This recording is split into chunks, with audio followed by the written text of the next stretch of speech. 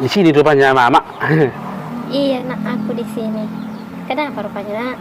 Nah, gini mak, aku kan udah gajian.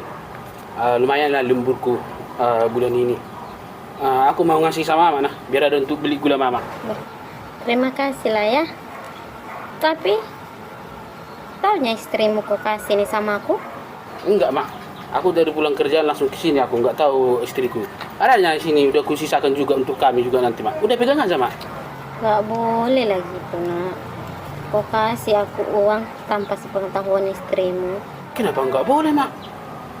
Uangku kok. Aku yang kerja. Ini aku anakmu. Kenapa rupanya harus tahu dia? Jadi maksud mama, aku harus permisi sama istriku, sama menantum itu gitu ya mak? Ya iyalah nak. Namanya kalian sudah membentuk satu rumah tangga.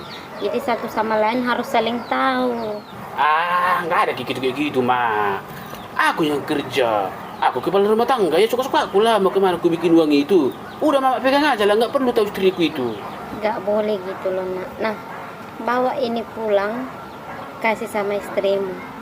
Kalaupun ada uang kalian berlebih, suruh istrimu yang ngasih sama aku. Jangan kamu.